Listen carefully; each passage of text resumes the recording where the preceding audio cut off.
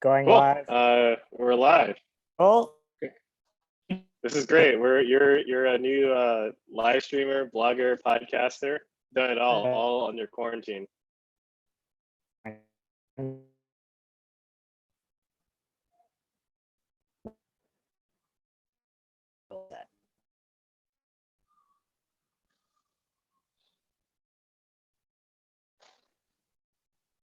hello. All right, Hey, we're here. Cool. we're live. Yeah, we're live. Let's start it. Is my audio quality good or video quality good? It was a little choppy for a second, but we'll keep it up and see how it goes. Okay, cool. Welcome to episode 4 of the retro. I think so. Yeah. Yeah. I mean, How you doing, Mr. Randy? Like emerged or like don't really anymore. So I mean, this could be episode 4. This could be episode 400. Be like 30. I don't know. It's all kind of the same now. Now when I talk to How people, about yourself? Now when I talk to people and they're like, I've been on week something, and I was like, don't say that. I was like, Yeah. I can't think in weeks right now. I was like, it happened sometime in March. I'm good. I can't complain. So this episode is going to be a little bit more of a topical or theme-based episode. So we're kind of going to dig into not a super fun topic, but an interesting and worthwhile topic, which is layoffs, because layoffs are kind of affecting a lot of the tech industry, the economy, due to COVID. And I think what's kind of interesting is we're going to talk to Ben, Stephanie, and Casey, and they're going to give their perspectives on kind of experiencing a layoff themselves, like how they navigated that, along with what trends they're kind of seeing in the market. I think for me and you, Randy, since we're kind of in a fortunate and lucky position to kind of be founders, I think there's a couple of interesting things that have happened over the last couple of weeks. One is I would love to kind of discuss or just talk about like the approach to layoffs, and specifically like Carta is a company that does like cap table management. They kind of published, the CEO published like his message to his team, which he had to read like over Zoom because that's how we do stuff now in 2020. And I would love to know, like, it was horrible. They laid off like 170, almost 90 people. I forget the final count. And it was pretty traumatic, obviously. But I would love to know, like, from that kind of approach or response to the layoffs, which I think was kind of super generous in terms of severance and the messaging. I would just love to know, like, from just your point of view, like, what was either surprising or interesting to kind of that approach to kind of I mean, so it sucks. First of all, they had to like do it over Zoom. That's like what you don't want to do. So, and I don't know, I haven't had to do layoffs ever before, but at least like being able to like have that in person, like touch to make it clear that it's not like a thing of malice or something. It's genuinely one of like, we don't know what's going to happen at all. Like, if we don't make decisions, the business could just not exist at all. So you gotta have to make hard choices. Like in the blog post now, they laid off 161 people according to this post, which is 16% of the company. So which stinks. I think the thing that was like pretty surprising was that they gave everyone 3 months severance. 3 months severance, excuse me. They gave everyone health insurance through Cobra, like they're going to pay for their Cobra payments through end of year, which is huge. Pretty pricey. Yeah, it's actually pretty pricey. And they're also giving, I mean, the biggest thing is they basically, anyone who was like before their 1 year cliff on actually like getting the, like anyone who like hadn't hit the 1 year mark in terms of getting their first chunk of equity, they're actually just going to give them the equity anyway. Overall, I mean, that's like to be honest, of all the different layoffs I've been seeing, because I've been watching the layoffs tracker, that's I think like just all the publicly announced layoffs, that's the most progressive one I've seen of any of them, period. Without failure across the board. I think Carter in general has been really adamant about just trying to think about like just how the employee life cycle in a more nuanced way. I think the thing that's interesting here is that tech companies are capitalized in a different way than most other companies in the economy. Specifically, they have a stockpile of money. We're going to talk through like, a restaurant, for example, is a different type of business, but basically they have a concept of runway, which is like more than like, 30 days, like more than enough money to cover like quarters of bills, as opposed to like, basically they're like 30-day like coverage. It's like much higher than that. Two is that the notion of like equity compensation itself is a whole different thing that doesn't really exist in most other industries. And three is the fact that they kind of have the ability to, raise money from like different people like more easily, just given the structure of the business. They're not really necessarily affected by like on the ground areas. And I feel like it's kind of a testament to like their honestly the values they present in terms of being like able to think about employee equity or like the employee life cycle, at least like tech companies, in a way that actually is holistic, even in like the way people are offboarded. So honestly, I think this is great. Like I genuinely think this is like recognize the fact, one, they actually do have the cash on hand, and so therefore two, that the people who signed up knowing that, like they actually respect that they're into the bargain of it. And three is the equity thing at least makes it so that people feel like they are at least like part of something, even if like the timing was something beyond anyone's control. So overall, I like this is I think this is like the best one I've seen, period. Like best of the shitty situation I've seen. The best of the worst. Yeah. I not think saying it's good, just saying it's I'm not saying it's good. Any job loss that you don't choose is bad because it removes your autonomy, and like it's going to be traumatic no matter which way you slice it. The one thing I liked that was in there was like just explaining how they came to the decision. Like that's something that most people don't understand when they get hit with this. Like how did you pick me and all that stuff, right? Like explaining like, here's the things we tried to cut first and we didn't have enough money. We went to like each department head and we kind of went through that process. Like I haven't been the founder in a layoff, but I have been a hiring manager in a layoff. And that's pretty accurate what he kind of described, which is like the founder comes to you with like, here's what we need, here's a certain level we need to get at. And then you have to go through the process of like essentially cutting your team, like the people you like convinced to like take this job, right? And it's a horrible experience. And I remember that very distinctly of like stack ranking my team and going through that process. And he is right, like every manager fights for your team and every founder is like, totally get it, I understand, but we still ultimately makes that cut. I thought that was a really nuanced kind of point to make of like just explaining how we came to this decision. I thought one thing that was kind of weird, which is like the thing that makes the personal thing for me, which is like kind of rolling in the performance stuff into a layoff, which is always kind of messy, which is like anytime, like this is my Uber kind of thing on PIPs, which are they're mostly just legal cover your ass type things. Like you kind of have already made your decision on which people you want to keep or not. That sucks for the people, like some people might think they're in a PIP or not or whatnot. So like that aspect sucks, but it was still a very small portion of it. But I think just explaining the decision-making process is the least you can do. It's like is the bare minimum you can do, right? So I think I'm grateful that they kind of did that.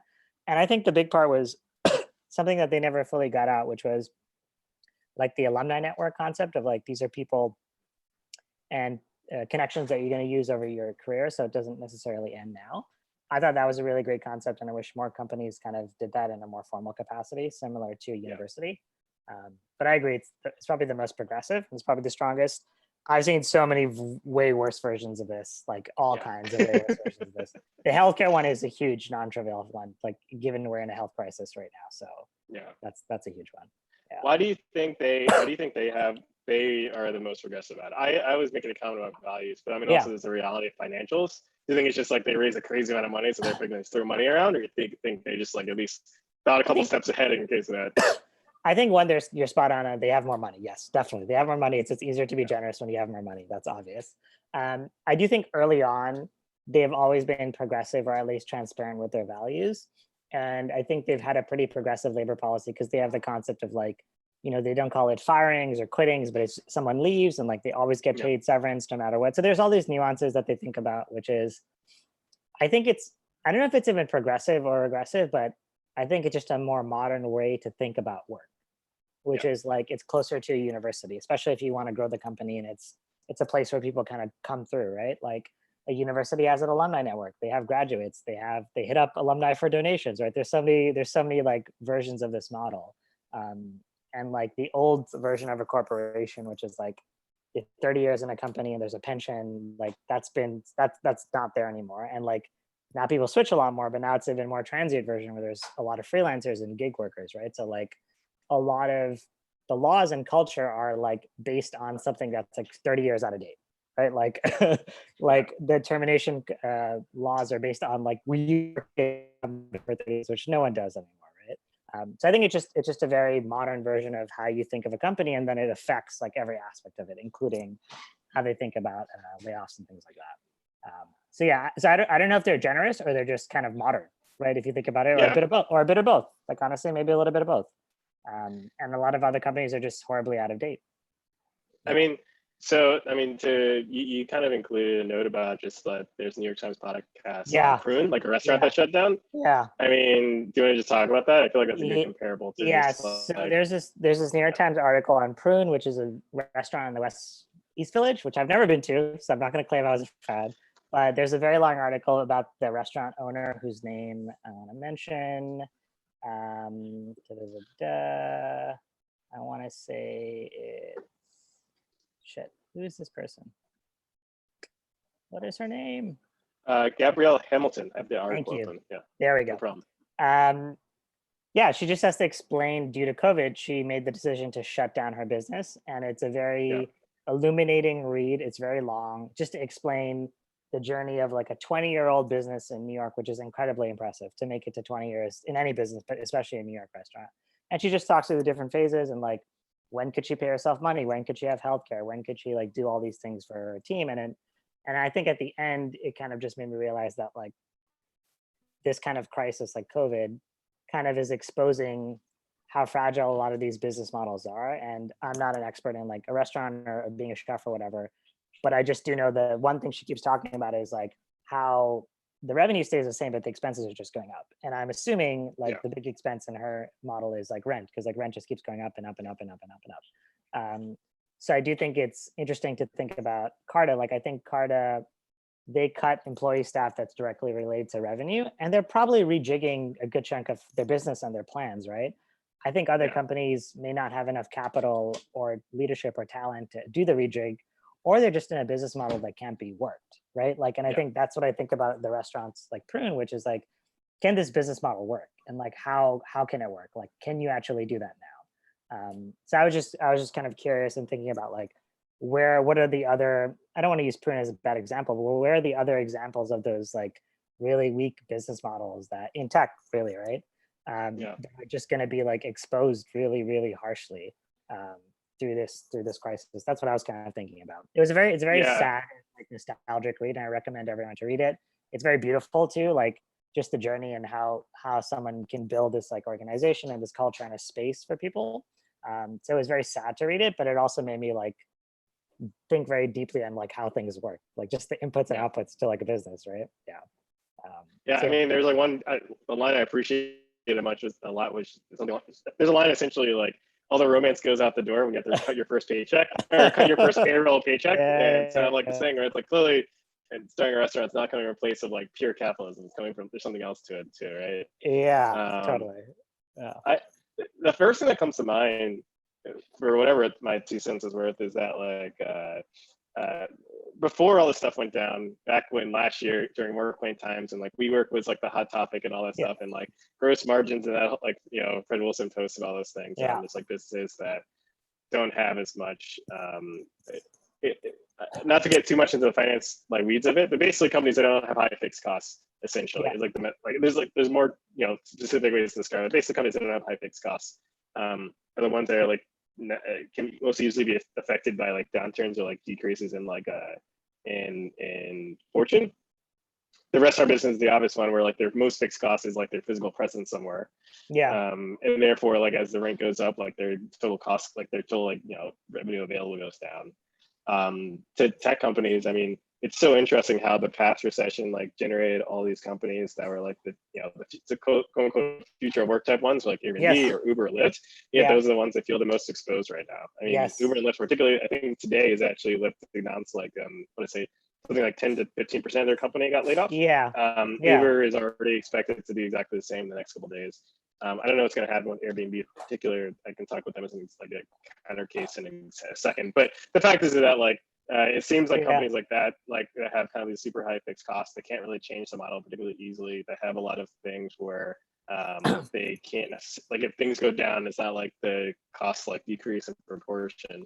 Those are the ones, at least from like a pure tech company thing, are the least the most affected, basically the most exposed. Which is kind of like if you're like on a job search, I would try to not think about that. Honestly, you are kind of an investor of your time Yeah. and your livelihood and your risk like by what you choose. And so it's like do you necessarily continue going towards that? I don't know. Yeah, that's the first that comes to mind. At least the first application, at least Yeah. for our industry. Yeah, and I think you're right about like Uber and Airbnb and Lyft and like being born out of that recession. But I also think of like the this is just like a meta point of like, I don't know what unemployment was before COVID hit, but it was very low. Right? It was like single digits. It was Yeah. like, yeah. And like if we're like had to pause the economy, at least in America, for like a month and a half, and like it was effectively like not just a health crisis, but an economic crisis, then like I don't think like unemployment really measures the true thing it's meant to measure, or we kind of need a different measurement. Cause like I think of Uber, less Airbnb, more Uber and Lyft, like how many of those drivers have like good jobs in the large scheme of like security and what like an economic system used to be, or at one point was. So I do think like it's just very fragile. Like it all feels so very, very fragile, right? And like Yeah. that's the thing that's the most interesting to me of like what are the good jobs in this transition, right? And like what are the new Yeah. good jobs that are people are going to create? Yeah. Maybe that's the thing to like talk through, Yeah. because it's not like, so I worry about us being thinking romantically about the past in like, the auto industry and like pensions and stuff like that, because Yeah. those Yeah.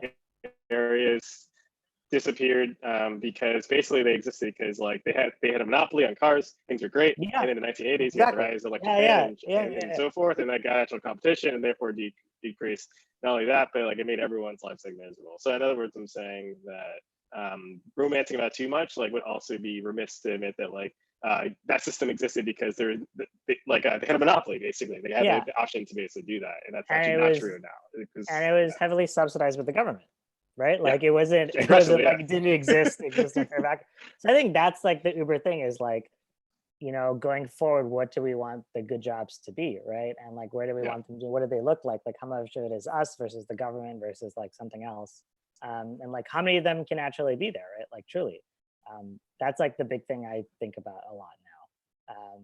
Of just like, yeah, to your point, like not romanticizing the past. Because like one, I never lived in it. So I have no romance to it. Yeah. But I do think like the metrics and the way we think about this stuff does feel still very outdated. Definitely from a government legal perspective. Like whether you're measuring unemployment or whether you like think of employment benefits or even healthcare, like these all seem very archaic now, just where we are now, let alone like what the world was before COVID. It seemed Yeah. archaic. And now like Yeah. pre-COVID, it's just exacerbating it, right? But yeah, it is that's the big thing I'm thinking about is like this person, like the current person, like literally spent 20 years Yeah. and like was worked really hard, spent so much money, like created like a great, beautiful thing, but still couldn't get it to work in that respect, right? And Yeah. they're not unique in that, right? No way in hell are they unique in that. So that's the thing I think about. Do you know anything about a negative income tax? Do you know what that is? Yeah, no idea what that is. Okay, I'm surprised Canada didn't try to do this because Canada's like feel like tried everything. So basically, minimum wage is like, or unemployment's basically you get a certain amount of money as long as you make no zero Less money. less than So us. there's Yeah. a weird gap where it's like basically if taking a job means you lose this other source of Yeah. income, that means that you're strictly always unwilling to take a job so long as like you get your minimum Yeah. wage check. So for example, the dynamic right now is that minimum wage is or employment's much higher because they don't actually want people to go to work right now.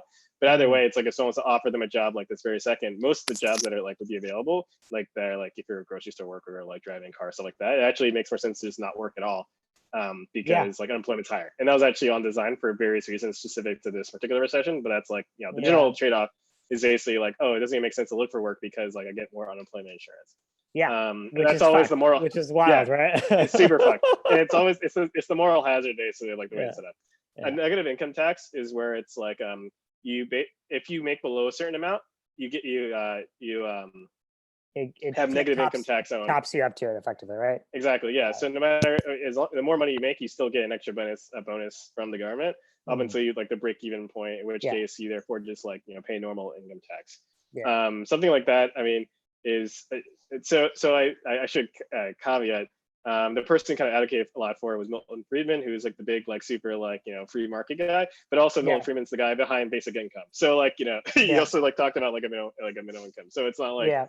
these things are like hazy. I wouldn't attach necessarily lots of politics to it because it's more just like a pure economic idea in terms of what I'm talking about. Yeah. But I wonder if there's a way to think of. I feel like the time is ripe to think about like different ways to provide security, because clearly we've seen early 20th century version of it when we had did not have a global marketplace. Now we do have a global marketplace. The dynamics are different. We tried a different version that was more entitled to employers. That one didn't work when the employers themselves became super thrashy. I feel like there's a third version available. There's an opportunity now for something new, and I would be curious what kind of how it comes of it. There's certain dynamics that are specific to tech where it's like the businesses are capitalized differently, but the time frames they think about it longer. They're not necessarily as hand to mouth. But at the same time, it's not like every company is immune. It's just more of these newer companies have different dynamics that could be interesting grounds for how to think about new ways of what we expect from a job, and also what as employers should be expected to compensate people on. So it's a time for interesting proposals. It's a time for trying shit.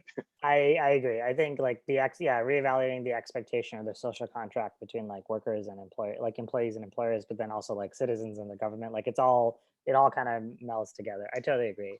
And I feel like a healthy version is either some part of the system embraces that it is more chaotic and it's a more discontinuous form of employment, and we have a stronger kind of net, or it's a shift back to do people actually want to work in a company? I actually don't know that. Do people actually want to work longer? I don't know. The thing is not everyone gets to make that choice, right? These choices are made for them, so they don't necessarily get to make it. But I think it's worth exploring all those contracts. Obviously, tech and is a very specific section of the economy, but it is all kind of related, I would say. I feel like the thing we are seeing though from our vantage point is people accelerating their own plans and taking things more into their own hands. Curious where that goes. I mean, kind of for us in Merit, overall is the thought of people kind of owning more of their own career development. I feel like I'm only seeing the past couple of months in terms of usage on the platforms that accelerate, which is just interesting. It's an interesting kind of dynamic.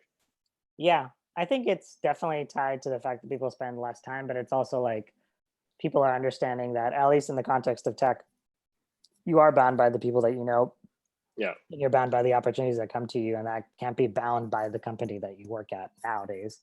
Especially if you work in startups, and those containers are very loose to begin with, because they spin up and they start and they get those are much more chaotic groupings anyways to begin with. So I think there's definitely a leaning of that.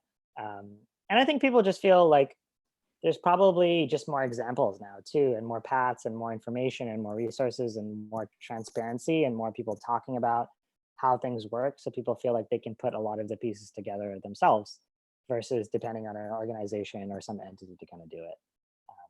But what would you want to see directionally kind of be the expectations? Let's say peak to peak, the next peak of the next 10 years of industry. I guess specifically tech, what would you kind of want to see in terms of changing in employer expectations around employers or in people who work there? Again, I'm focusing solely on tech because it has a different dynamics to it. I think in a very the Coke dream version of it is it's probably similar to there's two realities. Tech can just be a layer of the economy, and there's just a lot of jobs created, or it gets closer to tech is sports and athletes, where you sign people for 1-2 year contracts, and everyone negotiates their wages very specific. It's a very specific kind of talent trade, and it's much more there's an ecosystem to support discontinuous employment and a very talent centric model. I feel we might get neither. I think I think we'll try to do both, which is there'll still be some people who want to pay a lot of money for specific talent, even though there's a lot more talent and a lot more people being trained, and those people can still get money and wages. And there'll be a whole wave of people trying to create middle class tech jobs. I think that'll be what people are going to try to do, where they're closer to your parents' version of a government job.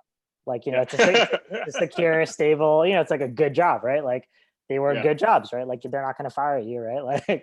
You're going to get your pension or whatever. There may be versions of that too. I don't know. The aperture is so wide right now. You can imagine it going to Mad Max or a society where we all share. Obviously, it's not going to go to either one of those two. It will be probably a little bit more boring. I think for me, the thing that I want us we are going to do, and I want is just to be really honest with what the trade is. If you're trading your time for this, I just want everyone to be really honest of what they're buying into. That's the most we can do without controlling macro trends. Be honest with what we're going to invest in you, what we expect of you, what you're going to get compensated, what your ownership is. what your benefits are, why you pick these, like just super, super, super, super transparent. Because like the opacity, I think, is what fucks people over, because there's lots of reasons why the opacity is there, is because it's usually a bad trade. Like that's a lot of reasons why the opacity is there. So I think that's like a meta level trend, is being very transparent with the agreement, like the trade. Like what am I signing up as an employee? What are you signing up as an employer? And everyone being very honest about the short term and the long term, and not like essentially like not like pretending like it was the old way. That would be my thing. I don't. It's really hard to predict. I don't like predicting things. I just like I like to do the stuff that we can do and then set the example that way.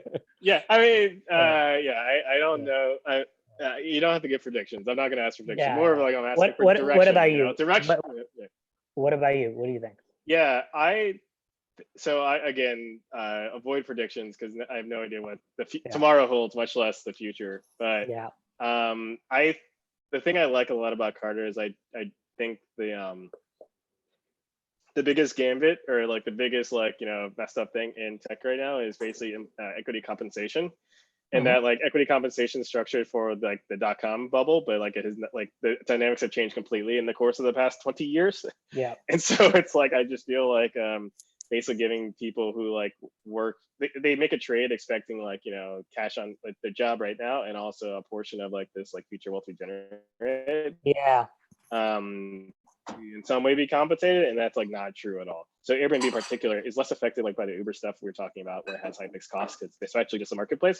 But instead it's messed up by the fact that like all their employees, like they haven't really had an opportunity to like liquidate any of like the stuff they've owned, so they can't like hold off like buying houses or like weddings or like all these like life events.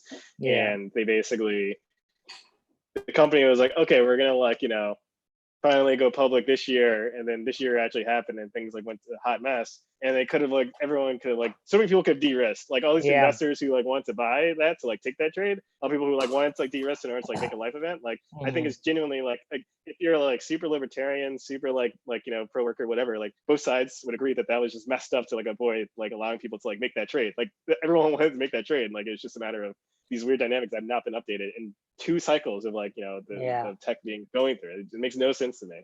And I think that the reason why I point to that specific thing is that if half your compensation is coming from that, then half of your actual compensation like basically doesn't exist. It doesn't make any sense. And I feel like that, like I point specifically to that because that needs to be updated. It makes no sense for our industry where it's like expectation to compensate that way to actually have it be in some way like reflected in terms of like your capacity to make a livelihood. Like so, it sounds really specific and really financy, but like the equity compensation for startups needs to be updated. Like it's ridiculous. And you feel, and you feel like the intermediate step is like literally just making it liquid, making that whatever the way to make is not over 10 years. Exactly. Like within a year, like with some that's the big thing that makes no sense. I agree.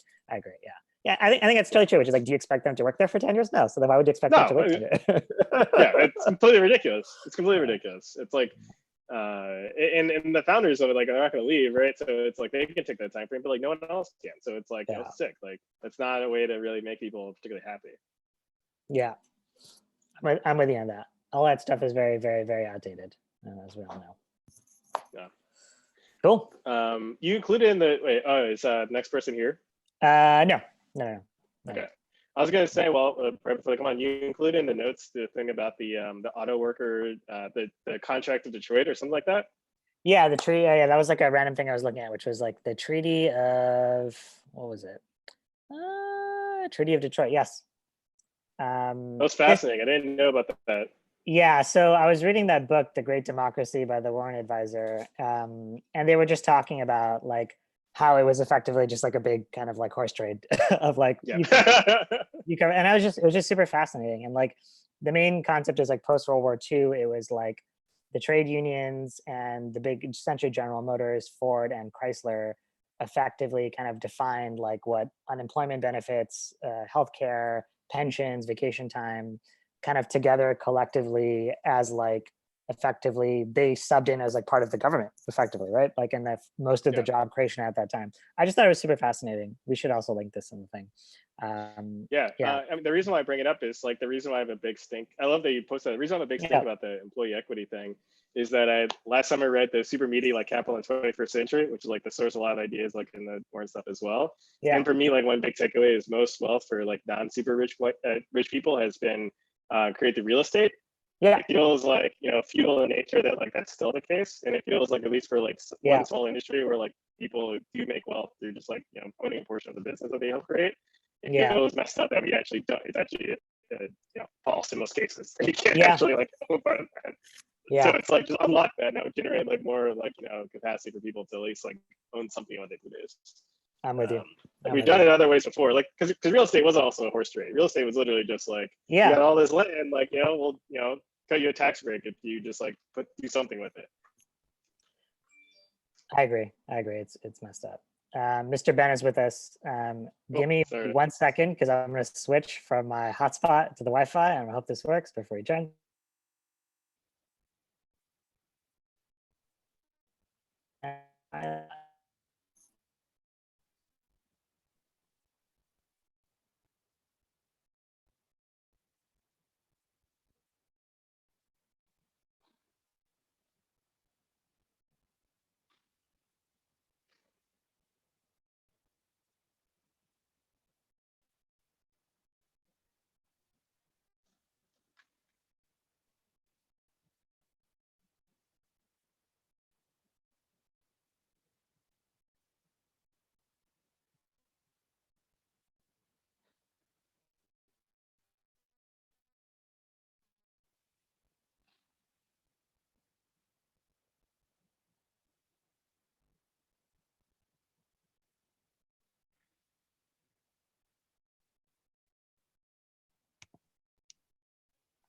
Hey, Randy.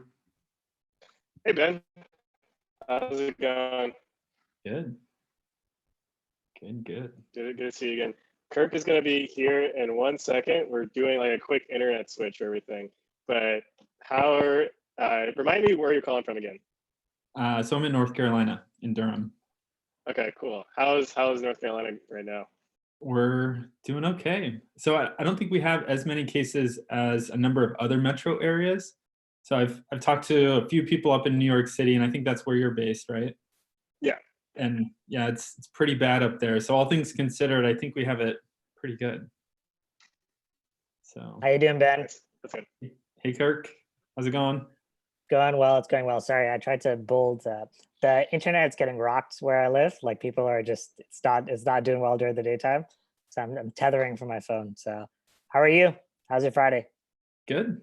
Yeah, looking forward to the weekend. Yeah. It's kind of crazy that even though we wake up and kind of do the same thing at home, the weekend is still so precious, right?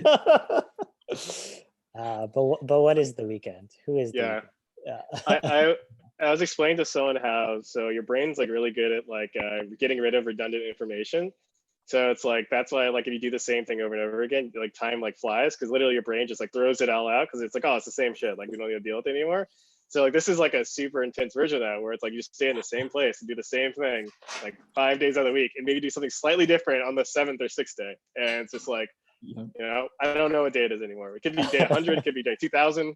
Yeah, like yesterday was pre-coronavirus, right? The way that it feels. Yeah. So tomorrow it'll be over with that. Yeah, my relationship with time is it's complicated right now. It's very complicated. Thank you for joining us. I really appreciate it. I know you're like in the middle of work. Kind of the topic or episode we're talking about now is talking about layoffs because obviously people are going through it right now with COVID and just kind of a larger recession that's kind of at the start of happening, at least in America. And I think we were talking kind of earlier, and you were kind of sharing some experiences around kind of like experiencing a layoff, like as a worker. And I would love like if you could share kind of with our audience, like kind of a little bit about what kind of happened, like how you kind of experienced that layoff, just because I think a lot of our customers, users are going through it. And I think the nuances here is just like, how did you feel at the time? And like, what did you use for support kind of as you were working through it? Because it's very abrupt. So it's kind of, I'm asking you to dig into a deep memory here, but it's worth talking through. Yeah, so maybe I'll share my story of what happened. Yeah. So this was 2018, and I had just finished. I was wrapping up a startup or winding down a startup that I was doing. Yeah. And so I moved to a new city. So I moved here to Durham from the Mountain West, and it was difficult finding a job. And so I finally landed something as a software engineer, and that helped me kind of get back on my feet as far as finances go. Yeah. Like with the startup, it sucks your time, energy, money. It sucks everything. Yeah. And it either works out or it doesn't. In this case, it didn't. And so I got a new job as a software engineer because that was really the first thing that I could find. And software engineering jobs are all over the place. Yeah. Wasn't exactly happy in the job, but it was pretty stable. So I was on contract for the first 6 months. And then in the 6th month, they converted me to full time, and that was just like a huge relief to me. Like being able to have insurance and like vacation time and stability for once in my life. The startup life with you and Randy can probably relate to what the startup life is like. Just like working crazy hours and always being stressed out. So this was like the exact opposite. Really uninteresting work, but at the same time like, stable. And so I had been working full time for a month. So I was contract for 6 and then full time for another month. And then I walked into the office one day, and one of the other coworkers that I was with was kind of whispering around saying that our office manager, or the president of our company, was being walked out by the VP. So the VPs were from New Zealand, and like our office was here in North Carolina, and so like they didn't come very often. For her to get walked out, I was like, ooh, that's. But like I just kept on with my work, like a regular work day. I wasn't terribly surprised, just because like I didn't see her in the office a whole lot, and so I'm like, okay, maybe they're doing some restructuring, and so I just kind of brushed it off. And then a few hours later, the VP kind of came out and said that everybody that had gotten an email was going to meet in a different room. I didn't get an email, and oftentimes we'd have meetings and I wouldn't be included because I was new, and I'm like, I've only been here a month, maybe they just forgot me, because everyone on my team was there, right? Except for I think there was like 2 other people out of our team of 10. And so like I went to the room because I thought that they had just forgotten me. And then the VP was like, if you didn't get an email, you need to leave. And so like me and the other person on my team, we like walked out of the room, and like we went back, and the other person that I was walking back with, he had been there for about 2 years, and he was like, they're going to can us, they're going to fire us. And then I was just like, at that moment I started to get worried. And so I texted my wife, I'm like, something's happening, I don't know what's going on, I might get fired. And then I was just like, it was really anxious for about an hour until he came back out. And then he called everybody else in the office. There's about 35 people that weren't in that other meeting. And then he just like broke the news saying that they were letting everybody go. Damn. Like some people were devastated because they had been working there for like 3 or 4 years, and they were planning on working there for the rest of their life. And I was completely shocked. But at the same time, I wasn't super excited about my job. I only been there 7 months. Like I don't know if that's like the silver lining of it all. But yeah, it was incredibly shocking. So I just went home and kind of sat there for a few hours, and I don't know what you do when you get news like that. But I think I was just kind of passively sitting on my couch, like scrolling through Twitter or Facebook, kind of trying to take it in. I'm confused. Why did they have those separate meetings and then have that last meeting? Oh, yeah. So that separate meeting, those were the people that they weren't firing or laying off. And so they told those people like, hey, you're going to keep your job, but you need to leave. And so people left before they fired everybody else. So they kept about 10 people on, and then they laid off about 30 people in our company or in our office. What was the process of kind of explaining that out to like to your wife, and then like what did you do after you sat on the couch? Yeah, I remember texting her and just being like, it's done. And she had a crazy work schedule because she was doing Teach for America, and it was her first year, and she had like a ton of stuff going on. And so I remember talking to her about it and just kind of explaining it, but I think explaining it to her was just like, well, they let everybody go. And Yeah. On my end, after a few hours of sitting on the couch, like, I think your brain switches from shock of like what just happened to, Yeah. oh no, I gotta get stuff done. So I went onto LinkedIn and like set myself to open to new opportunities, put my resume together, started emailing a ton of recruiters that I had been working with a few months before, and like really got to it. And I kept doing that for about 3 days of just like hitting the job postings hard, applying to jobs, reaching out to people on LinkedIn. But it went from a state of shock to like, not a state of panic, but of hurriedness of get stuff done, and trying to find a new job, I guess, at that point. That's pretty impressive to do it within the same day. I would not react that quickly to it. Yeah. I would not have done. I would have taken longer on the couch, personally. Yeah. What are those like those 5 stages of grief? There's like you try to negotiate, you like get sad, you like get angry. I would definitely have gone through angry phase of just like, this is bullshit. Then I would have like negotiated and like, no, this can't be real. Like, no way, this is actually happening. I would have like hit those 2 stages hard before I went to like productivity phase. Yeah. So I had just gone through that phase with my startup, because we actually just dissolved, because we tried to relaunch our startup about 2 months previous to me getting laid off, or a month previous to me getting laid off. And so I think I had gone through the stages of grief with our startup. And so I was emotionally. Another silver lining, right? Of like getting laid off is no big deal. So then what was like the job process? Like, how long did it take? How many jobs did you apply to? How did you work through that next chapter? Yeah, so I think for everybody, it's a little different, right? So if you're at a job for a long time, you might have great connections from your previous job. Yeah. So TripAdvisor, for example, I've heard that they laid off a huge amount of their staff.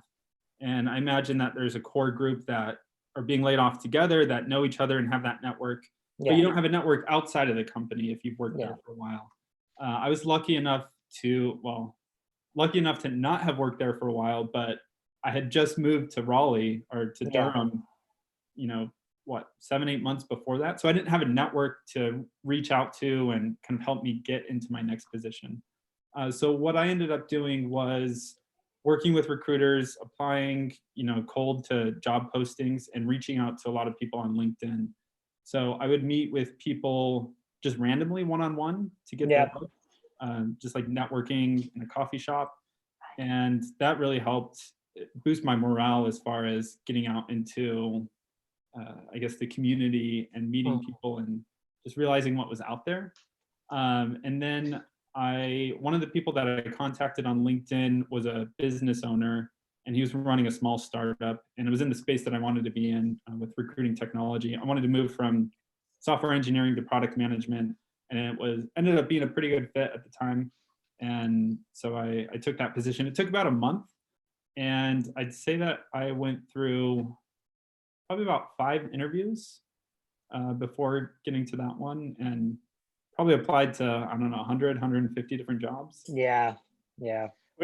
When you're actually reaching out to people, like what was the conversation like? What was the message like? Were you literally just like, give me a job, or was it like, more nuance than that? Like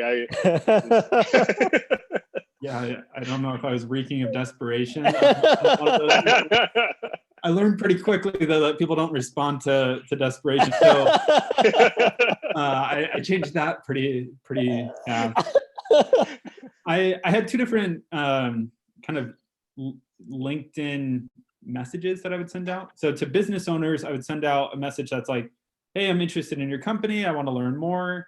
Or it could be like a manager type persona that I would use that message for, just to connect with them to see if they have any opportunities. That's actually how I ended up getting my job, is the owner that I reached out to, the recruiting company.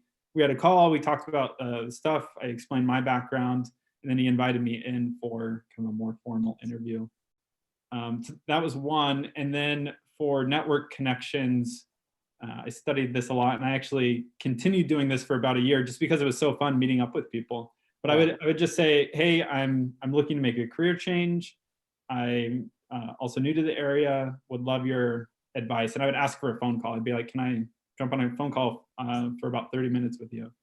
And I actually met one of my best friends now from that process, because I asked for a phone call and he was like, why don't we just meet up in person? Oh. And so we met up for coffee, and then after that he's like, we should grab dinner sometime, and it just kind of kept going from there. Yeah, that's awesome. That's like a really that's a great opportunity to do that, because you needed to talk to everyone at that point. But but that's like an amazing like way to approach meeting people, especially because you knew kind of in that community. And that's something that you did. You said like even after you got your job, you continued to do that, right? That's awesome. That's a great piece of advice. A great nugget. Is there like any advice or any tips you would give like yourself going back in time, like when you're going through it, like any pep talks, any advice, any like do that, don't do that, to So young I think Ben? I would go back before taking that first job. And I've done this a couple of times now with different roles. Like I've jumped jobs more often than I would like. Yeah. And this is the advice that I would give people a few months ago, and I think it's because it's the advice that I wanted to give myself before I got into this process. But with this first job that I took when I moved here, and that I ultimately got laid off at, I took the job because I was desperate. And I think I'd been looking for like 3 or 4 weeks at that point. Yeah. And I had this offer, and I was like still in the interview process with a couple other companies. And I was just fed up with it all. And I was like, okay, I'm going to take this one. And if it doesn't work out, I'll get a different one later. And I mean, it's incredibly difficult to find a job. And so what I've suggested to people is have criteria that you're looking for in a job, as far as the type of work that you want to do, the type of company or culture that you want to be in. And from there, after like you select the criteria that you want in the job, keep interviewing until you find a job like that, right? Because an interview process is 2 ways. It's not them interviewing you to make the decision. It's you interviewing them as well to understand, am I going to be happy in this job? Am I going to enjoy it? Am I going to be able to provide or like actually contribute to the company and the mission and what they want to get done? And if I had been more picky up front, then I wouldn't have been at that place where I had gotten laid off. And it's really hard, I think, especially in desperate situations, like moving to a new city, not knowing anybody, not having anything like that. You're so desperate that you take the first thing that comes. And so the second time around, I think I was a little more experienced in knowing that like I didn't need to take the first thing, and also actually have a criteria to know what to look for and like what jobs to be searching for, as opposed to just taking the first thing that comes and kind of spraying my resume out there. Yeah. No, that's great advice. It's really hard to honestly take that advice too sometimes too, because when you're in it, it's tiring. Like interviewing for jobs is tiring. Like doing the same conversations over and over again is tiring, especially when like you need the money. There's like a financial timeline that you have to kind of align to. But that's great advice, which is almost like be very clear with what you're going to say yes to, right? And then just be as efficient to getting to that yes, versus like the first person that says yes to you, you just say yes to them, right? Because sometimes you do have to do that, right? And in this environment, for sure, maybe the best thing to do is, to take something at a great company, even if it isn't the right position. Relax one of your standards, constraints, or criteria, knowing that not every company is hiring right now. I think I feel like even being upfront with yourself is going to help you a lot more than not doing so. Like I feel like the thing I'm taking away is like just write it down first, and then like look at it instead of just like blindly just running at it and being like, oh shit. I think we've all done that before, though, right? No, this is coming from It's coming from a similar thing of like you got to sometimes not put yourself in that spot. But I think even the way you phrased it is helpful, which is like, okay, maybe just to get a job, and like that's the leapfrog to get the next thing, and like that's perfectly fine. And like sometimes maybe you came into tech where you were a lot pickier, you could afford the pickiness because the market was kind of in your favor, and like now we don't necessarily get to be picky, and you have to swallow a little bit of your pride for sure, right, to kind of do that. But it doesn't mean you can still get to what you want. You just have to like figure out the pieces that make sense now, right? Yeah. But that's pretty spot on. I'm still impressed you applied the same day you got laid off. That's like still impressive. Yeah. Well, I think for me, it's that fight or flight mode, right? And for me, I was like, okay, let's fight. But then, I mean, there was a period of like 2 weeks where I could feel myself going into that pit of despair and getting into that point of desperation. Yeah. I think everybody goes through it when there's something devastating like that, and it's not like I was immune to it. It's just Yeah. it came weeks later for me, as opposed to. That's good too. And I think also like that's of the patterns we've seen, at least on Merit, is like people kind of get that way when they quit jobs too, which is like they let it build up to the point, and then they want to quit, and they kind of take the first kind of inbound that comes their way, right? And that's still great to get yourself out of that situation, but it's not the same as like thinking through like what do you want, like what are the things that you would actually say yes to. Sometimes they just take the first yes, right? Which again, I totally get. Sometimes you have to take the first yes, but people, when you create that space to kind of think it through and be honest with yourself, it's harder, but it's better. It's a better outcome if you can afford it, right? If you can go. It's actually an interesting idea, because when I first found Merit, and like when we first connected, Kirk, was when again I wanted to get out of my job into a new job. And like looking back on it, that's almost harder than getting laid off, because getting laid off is like having a Band-Aid ripped off. It's kind of immediate, and then you're forced into it, as opposed to wanting to get into a new job. That process takes months, and it's really painful. Yeah. Well, I think in both. Go ahead. You have to admit to yourself first that you don't want this, right? That's kind of the big thing, right? It's kind of going through that. And I think in both situations, having somebody to talk to outside of yourself, to like bounce ideas off of, can be really helpful. And I think like coming to Merit, that's what was so helpful for me, is to be able to get outside of myself and like clear my thought process. Yeah. Because during these times, you're not thinking right. Like when you get laid off, it's not like, oh, I'm at my best self, I'm going to be able to the job interview. Like, I think it's kind of crazy that we expect people to interview when they're at their worst. So having someone like a mentor or a friend that can take you out of that pit really helps. No, that's I think that's very much, that's like very honest for you to say, which is like, you're definitely not. And it's kind of, we're almost too hard on ourselves to be like, all right, let's get right back into it, act like it never happened, right? And it's like, no, it definitely did happen. You're definitely still processing it. That's great advice. Yeah, definitely like get outside your head, and perspective in those moments are like so clutch. Like sometimes perspective is like from your parents, or like it's people that aren't even remotely close to what you're doing, but they can kind of ground you to be like, this is kind of where you need to be. I've definitely been there. I remember getting into like big fights like with my siblings and stuff, of like I was unhappy with my job, and they're like, you have like a 6-figure job, like shut the fuck up, like, you have like what could you be possibly. I was like, I was like, and it's like one of those things where they're like, okay, I need to have some perspective here. Like, because it's very easy, even if it's not even like, it's definitely it's an aspect of privilege, but it's also just like how quickly you get accustomed to things, like in any situation, good and bad, right? Human beings adapt to all situations, so it's such a local response almost always. But that's also great advice. Super great advice. Yeah. Awesome.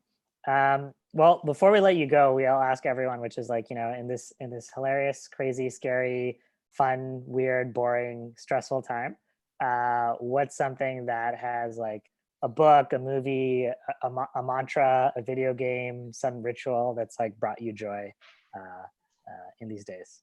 Yeah, that's a great question. So for me, I feel like I've gone through more traumatic situations over the past couple of years. And so like COVID-19 for me, I'm like, oh, okay, just like this is life. So something that I started doing with the startup just to handle all of the stress was, there was a lot of life changes that I made. So like I changed my eating habits, which has paid off dividends here down the road. I also started journaling to get my thoughts out and to manage the stress. And I found that with each of the things that have happened, from like ending the startup to getting laid off to like going through another job change to anything like COVID-19 and handling the stress of just a different lifestyle, being able to get my thoughts out in a way where I can process it has been very therapeutic. And so like with COVID-19, I've actually been journaling less, and I've actually been sharing a lot of my stories like this, Yeah. just like online and with other people. But one of the things that I've been doing recently is meditation. So like I downloaded Calm the other day, and I've been meditating a ton, and just to handle. It's like a weird stress with COVID-19, right? Because like we're cooped up. It's not like we can go meet people face to face to alleviate the stress that we would normally, you know, and going to a bar, or just going to a restaurant to hang out with friends, or watching TV. And so for me, like meditation kind of fills that space that meeting up with friends used to. But yeah, it's kind of weird because I never thought of myself as someone that would be like meditative. I've really enjoyed that recently. That's beautiful. That's wonderful. Awesome. Yeah. Awesome. Thank you so much for sharing kind of your story. We really appreciate it. Really appreciate kind of just the honesty of it. And I think it's going to be really useful and kind of reflective for the Merit community. So we really appreciate you taking the time. Yeah. I love being on here. It's always great chatting with you, Ben. I'll be chatting with you soon, I'm sure. But have a wonderful rest of your Friday. Yeah, sounds good. Good to see you, Randy and Kirk. We'll see you later. Good to see you as well. Yeah. Bye.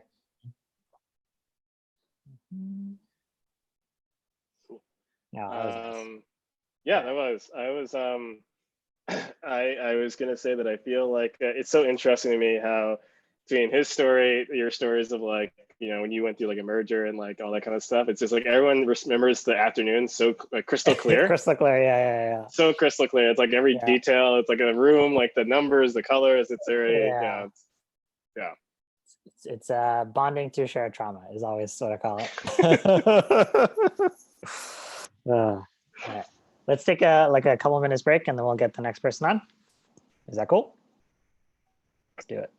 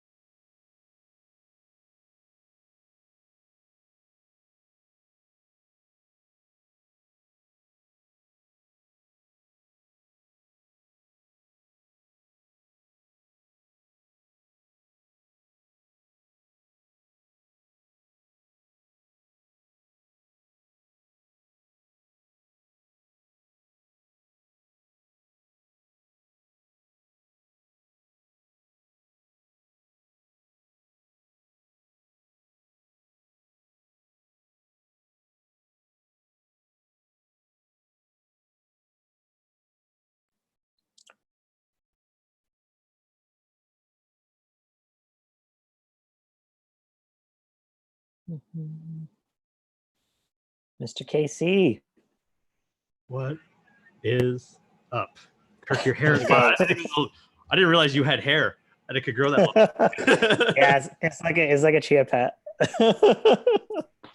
I asked Kirk a couple weeks ago. I was like, Kirk, what does your hair look like long? And he started referencing like elementary school, and I was like, all right, we've never been. This is uncharted territory. It's truly uncharted territory.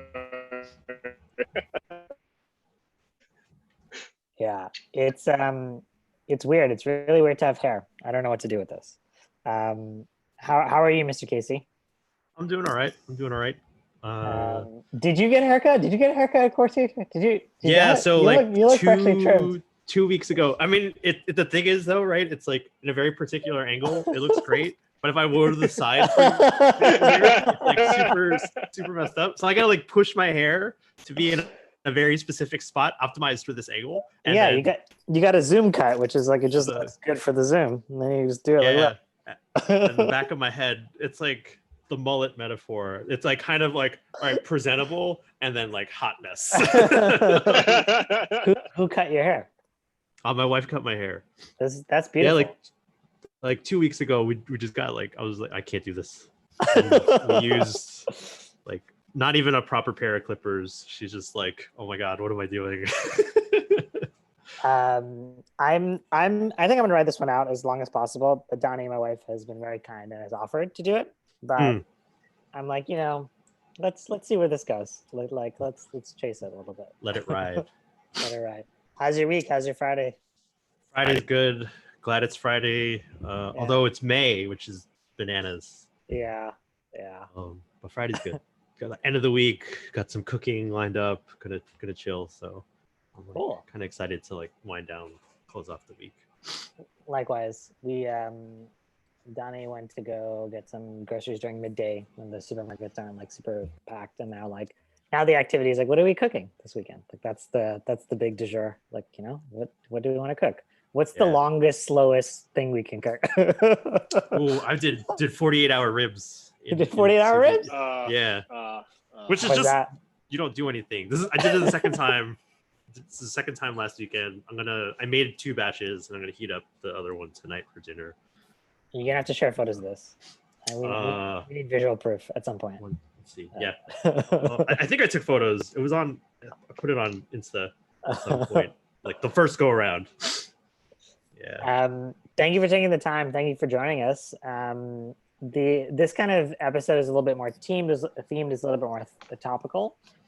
We're talking to folks who've kind of just gone through a layoff, and the reason is we kind of want to just talk to people who've been kind of on the receiving end of it and kind of just talk through how they experienced it. But it's also for people who have some like distance from it, because I think it's like, this is something that's in the past, you've kind of processed it, versus people that are kind of going through it right now. And the whole goal is to like just kind of create some support or something to anchor on for folks as they're kind of going through this experience. So I'm asking for a repressed memory here, but I'm gonna ask for it anyways, which is like, I know you've kind of experienced a layoff before in your career, and I would love for you to kind of go back into that time and just tell us a little bit more about it and like how it made you feel.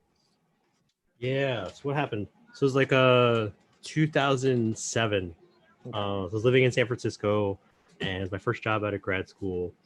And then like it was really wild. So this was it was the year before like the economy fell apart in 2008. Yeah. So not quite the same layoff. But like the company was about to be sold.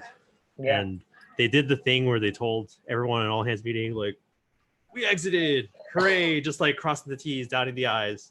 Everyone was like super hyped. It was like, this is amazing. And there's a reason, that's a good lesson to never announce that sort of news until it's done. Like done. Because the buyer backed out. The buyer backed out, right? And then as a result, right, the company had to lay a bunch of people off. And like I think it was a series of two layoffs. There was a first round where there was another guy on the team, so cut the product team in half. I stayed on, but then like a few months later, they had to do another round and was out. And that's brutal. First of all, that they like announced it and then they walked it back. Like, what was the announcement of the walking back part? Like, What did they do that? That was definitely a more subdued tone, right? Like It was not celebratory. totally different, Yeah. different vibe. And I think in the years since, and going through 2008 and like seeing advice about layoffs, like I haven't been in that side of the table, but the advice to like cut deep and cut once, as opposed to like having to do multiple rounds, because it's a really demoralizing event, not only for like the people being let go, but also like people who are stuck behind, right? Because there's a bit of like survivor's guilt that sets in, where you're like, why am I here and they're not? And the less you have to do that, the better. But talking on, I think, being on the receiving end, it was tough. I think in the beginning, one of the things that really helped was knowing that because it was a layoff, it wasn't like a termination where I was like, I've been fired at other times because I was a terrible employee, and this wasn't one of those situations where it was kind of like, that's a different story for a different day. But like, the guilt didn't set in as much. I think one of the things I had to hold in mind is like, this is a business decision, not necessarily a performance issue. And so like, that was really helpful to keep in mind, that it's not like, I didn't view the like work as a failure. It was kind of like, still have value to bring to the table. I still believe in myself, and like bringing that mindset into like kind of understand that this wasn't necessarily in my control, and then kind of go back on the market, start looking for work, and kind of in a month, like it was actually in a great way. Like I bounced back, found something really quickly, and like the severance ended up was like kind of a thing to pocket. So financially, it actually ended up okay for me, because they were really generous with the leave. I didn't take too much time to find something new, and found something relatively quick. But what was it like in those 2 rounds, right? Like, because you made it through the first one, but then the second round, like, how was the team like after the first time? And then like, what was kind of your support network or like process to go figure out the next step after you kind of actually got laid off? Like, and to add to that, like, how long was it between the first and the second set of layoffs? Because I feel like that kind of matters in terms of like the dynamics, right? It's like, a couple weeks, that's, it's different than a couple months. Yeah, it was a few months. I want to say it's been a while. It was like 14 years ago. 14 years ago, 2006. San Francisco and technology was a thing back then. Shoot. So what was the vibe like after the first round? Yeah. Like, I think there was still, it was a disappointment, right? You have people you've been working with for a really long time, or for a while. I think there were like folks who've been with the company for a while, and like, there's a sense of loss that sets in, where you're just kind of bummed that like the people you used to see every day and say hi to just aren't there anymore. And it's a form of workplace trauma, right? Like, it's not as serious as like, losing a loved one, but like that sense of loss is real, and you go through the stages of grief, and it's different, right? Because it's the workplace, but you still go through that process of feeling like, there's an adjustment that needs to be made. I think for my support network, there were a handful of other folks from a program at CMU, like graduate class. And so it was really helpful to just lean on them, as well as like alumni. Like, I think I had like an interview lined up at Yahoo, like that right away back then. And, had an offer from them, and ended up turning it down to work, down the street at a startup in San Francisco. So, that was really, something I'm thankful I could lean on to reach out and be like, hey, like, just got let go. I'm looking for stuff. Anyone know of any opportunities? And that had doors open from that. And you were lucky because this was 2007, not 2008, right? This is before Lehman Brothers, Bear Stearns. Yes. And then the job that you took, that next job, that lasted you through the recession, the following recession? No. So the next job I took was tell us about this. This is the one where I was a terrible employee, right? Like I transitioned from a startup, right? It was kind of a more like they had product market fit, and I was like on a team. And then I interviewed at a startup that was like 11 people. They're looking for their first designer. They had contracted some stuff out to a shop in Indiana, and they were like, we want to bring you in to do design. I'm like, cool. I want to work at a startup. And like, I just wasn't prepared for that role at all. Like, I didn't have the chops, or like, I really they wanted someone who could operate really independently. And I needed a lot of guidance. I needed structure that wasn't there. And I didn't know this at the time. Otherwise, I would have took the job, and I would have took the job at Yahoo. Where there was probably way too much structure. And so like I ended up there for about a year, and like, you know, ended up getting let go because like it just wasn't working out. It wasn't the right point in my career to take that job, and I wasn't equipped to do it. And then so with that, I ended up I grew up here in New York, and was dating my wife then. Like, you know, we were dating then, long distance, and I'm like, I'm moving back to New York now. And then the financial, like everything collapsed in 2008, and it was just like, oh, this is rough. So this not really layoffs, right? But this is what I was talking to Steph about in terms of like the blog post we did. Yeah. And that was like a different kind of rough experience where it was like, is anyone hiring? And I think more akin to what's going right now is like, is anyone hiring? Yeah. Shoot, what am I going to do? And, you know, I think that was a really interesting time to reflect back on, because I think the support network at that point was like, I moved in with my parents because they live in Long Island. Yeah. And so like keeping my expenses low so I can look for stuff was really key, because it took a long time. Well, can you like talk us through that process? Because that, you're right, that is actually probably a lot more relevant, I think, to the people going through it now. It's like, when did you come back to New York? How many jobs did you apply to? Like, what was the hard part of that process? I'm asking you to tap into two separate traumatic memories. Yeah, this one was more traumatic. I think of the two, the layoff was chill, right? Like, it was. Well, it wasn't in the context. It wasn't in the context of a recession, right? That's the big thing, right? Yeah. And so with this, I was like, it was June. I think I had left, and then had some money in the bank. So it was just like, my wife and I, we drove cross country, where it was like, packed all my stuff up. Said goodbye to San Francisco. Left Radiohead tickets to, for a month later, and was like, I'm moving to New York. We drove cross country because I knew I had a landing spot, right? And I was like, okay, I'll figure it out in New York. Yeah. When I get there. And this was 2008. And then driving cross country, the summer started to look, I think, was reaching out and trying to network. Like, the thing with New York tech back then was it was a much smaller scene, right? Like, none of the really big exits had happened yet. It was still DoubleClick, which happened back in like 2000 when people bought them. Yeah. And so, Guilt was a thing, a really big thing at that point because of the recession, I think. And it took some time. So then between June and I didn't land at Etsy until February of 2009. I think. Oh man, that was a minute. That was a really decent long time. Yeah. It was like, it was 8 months of looking, and I remember I had interviewed like lots of different places, worked connections, worked recruiters, and then I told Steph, I think, and I mentioned this, but like the Etsy application was like, I saw their website, I applied as a random cold email, didn't get here back in September, and then went back and checked in December. They replied back that time, the recruiter, and then like interviewed in January, started in February. So like. From a kind of relevant feeling standpoint, that was like, it was an interesting time. I don't remember it being too difficult. I think having the safety net was huge, and I'm super thankful for that. That's a long amount of time to look for a job. Like, how do you keep the energy up for like 8 months? Yeah, I was gonna ask. Like, I can't imagine you were applying the entire time. Imagine by August, you're like, all right, it's August. Let's just come back in September or something. Yeah. Because you're living with your parents with your wife, or your girlfend's living somewhere else and you're just she's living somewhere elsewhere. Cool. So I'm with me.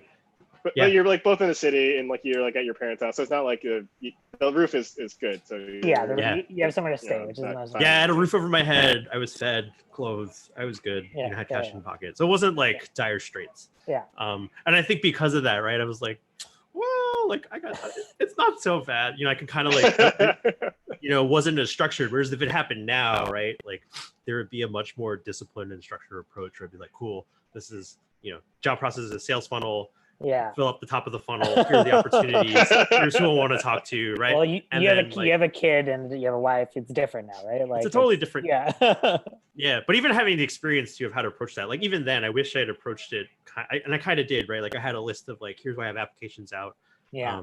But I wasn't super disciplined around being like, I just want to get like one application out today, right? And setting a realistic bar, is what I wish I had done. Where like I think it was a lot of these like sprint and then recover, as opposed to just like chip away at it progressively. Yeah. And that's how I think I would do it. Like if I could go back in time to tap like 2008 me and be like, yo, like, I know you're not going to want to do this, but here's how I recommend you do this out so you sustain pace, because it might take a while. Yeah. What precisely would you define as like you sprinting versus like what would like a casual sustainable jog be? Yeah. To keep the analogy. Yeah. So sprints would be like, 10 cover letters in a day, right? Maybe not 10, like 5, right? Like put in 5 solid applications instead of, it's not a form letter. Really think through, like, am I excited about this? Put that in, send it out. And then just spend the rest of the week recovering, because it's exhausting to write like 5 applications like that. And then you're just waiting to hear back too, because it's just, and being on the other side as a hiring manager, it's like, you just lose track of things, and like weeks will go by, and it isn't because you're like, wow, I don't think they were really any good. And this is why recruiting teams are a godsend. Because they can just focus on that solely. So yeah, I think the more steady jog at like a sustainable pace would be like doing one of those a day. I think like taking that in the morning in like my most productive time, putting a really high quality thing out instead of 5 kind of like almost good quality things. And I think being kind of there's a realistic expectation of effort where like I shouldn't feel bad about like playing video games or kicking it for the rest of the day, because like, right, I got this big thing done, and like there's not much else I can do from a pace standpoint. Like, I'm just gonna make the most of the time, which like might not be. That's a great point, and like that can apply to a lot of scenarios, but also like in the job hunt, you're right, like there's only so much you can force. Sometimes you are just waiting, and to not be so unkind to yourself, the fact that you should just relax, like you did the important thing for the day, and like enjoy your life if you can afford to do that, like just enjoy it, right? Because I think then people are just really, really hard on themselves, right? And they get really anxious, and they're like wound up, and they're waiting, and like they'll respond, like they'll either respond tomorrow or they'll never respond, right? Like it's kind of so like you're checking your phone and like waiting, and so everyone does it, like I've done it, we've all done it, right? But it's almost like a way to be kinder to yourself. It's accountability, but it's also kindness, I think, too, right? For sure. But you were playing video games at that time though, right? I can't remember the timing of things. I definitely like had my Xbox. I probably bought. I think I was living in my parents' place. I think this is actually where I started working, and I bought like at the time a 42-inch TV, which felt really big, and it's just whatever now. And I was just playing Street Fighter. You're waiting. When kind of because you were looking for the job before the recession. When the recession hit, like, did you change any? Like, did you feel the change? Man, I have the recession was like in the. I remember. Just remember, it was like fall, right? September. I remember, right before the election, right? I'm trying to remember what. I remember in high school, like in like winter time, it was like January, February. It was a thing of like, this economy doesn't look good. I remember that being like a conversation topic, even amongst like high school kids. That doesn't go in stock. Actually, it's more of like, these numbers are all going down. That looks bad. I remember hitting like. I was. In the fall. Okay, in the fall. Because, I remember like a meeting with this internship in San Francisco, and I was like an intern, like writing JavaScript. And surprisingly, I'm still writing JavaScript today. 10 years later, nothing has changed. But I remember they called us engineer, and I didn't fully process it, but they were like, it's not looking good. I was like, fuck. I had to look on Wikipedia. Like, so Lehman Brothers filed for bankruptcy in September 2008. Right. So so this happened, right? Like I took the summer, although like Bear Stearns, I think might have done it in the spring.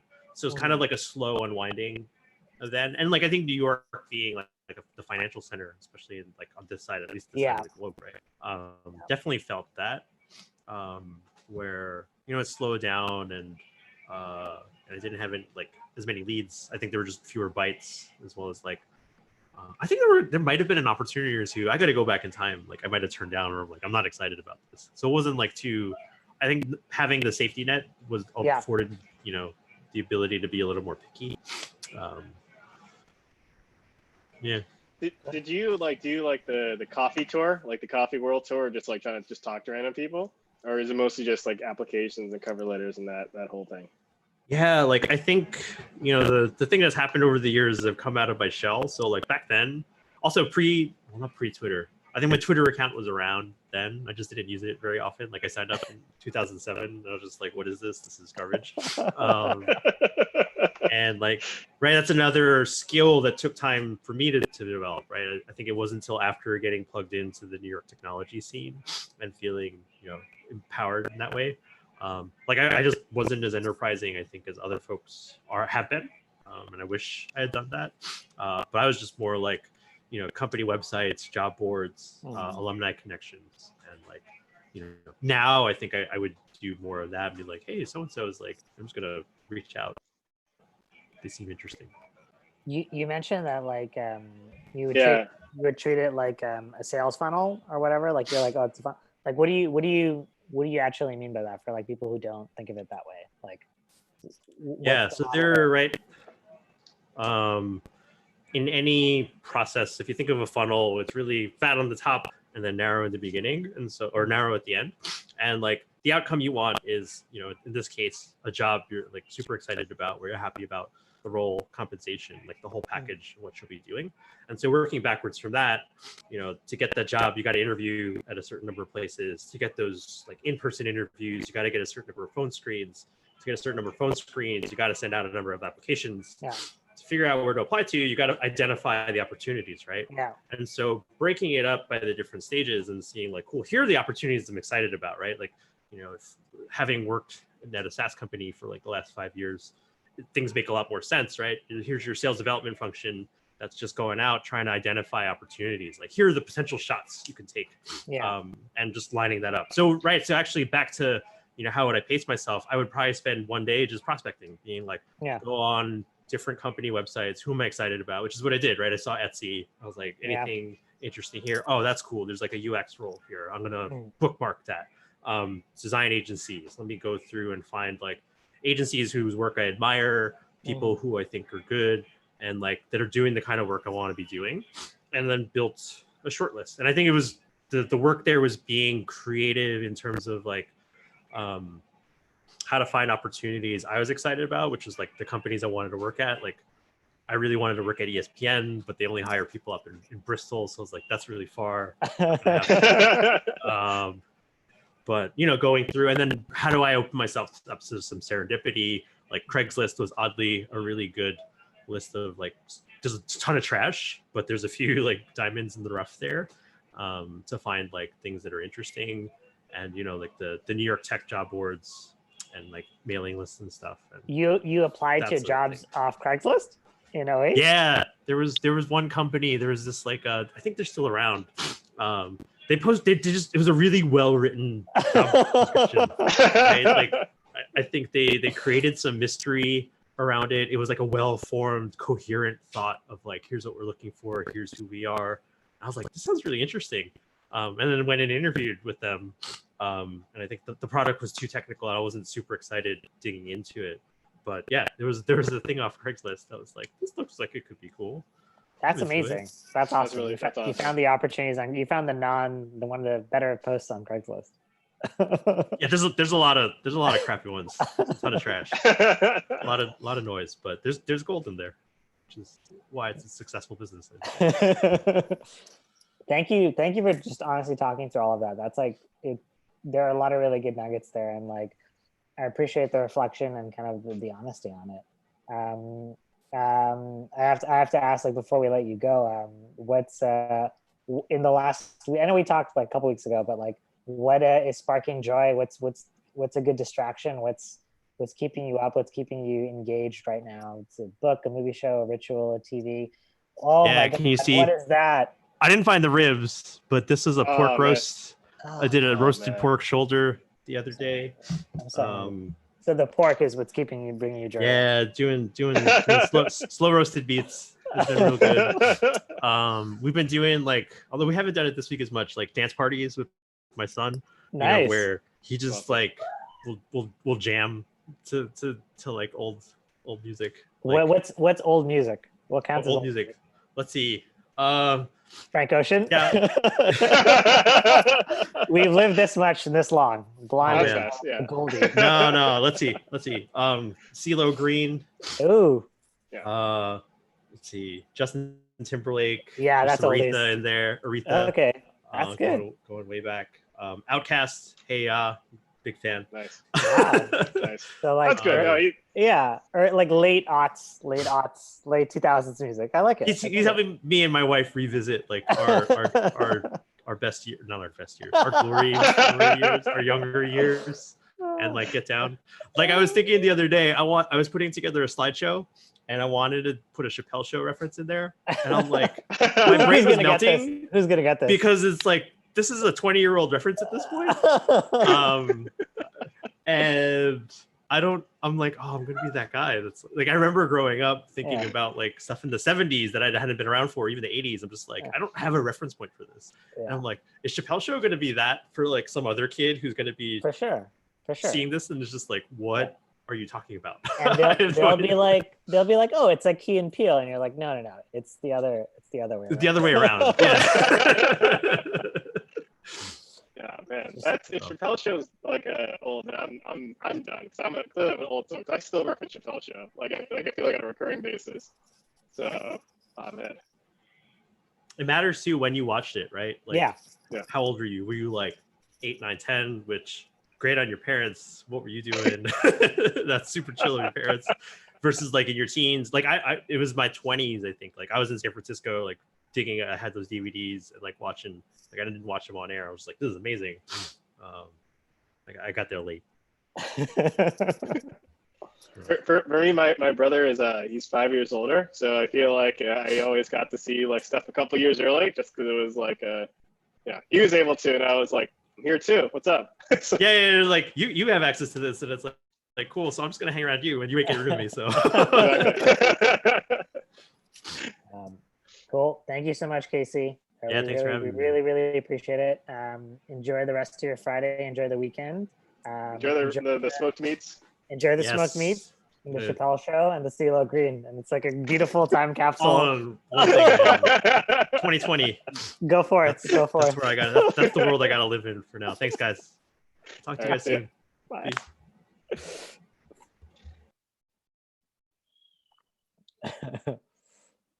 Cool. Take a quick break, and then Stephanie will join us. Let's do it.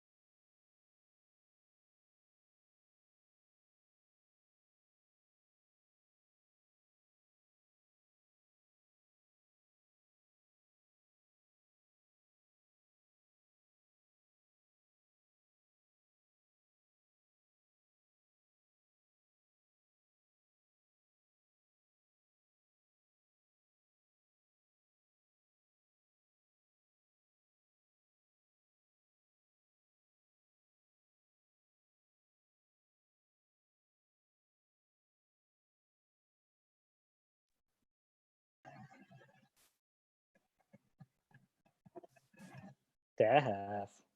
Hello. How do I? Oh, start video. There you go. Ah. What's up?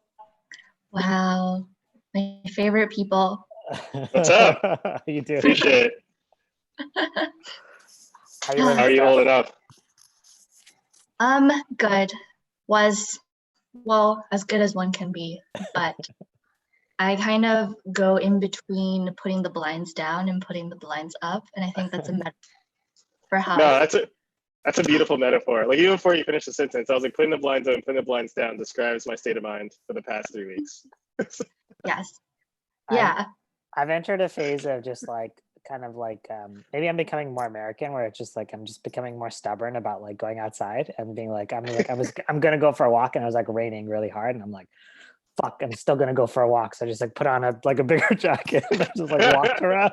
And I'm like, this is like kind of good, but now good, but I feel much better about it. So like I'm entering the stubborn phase of whatever this is. Yeah.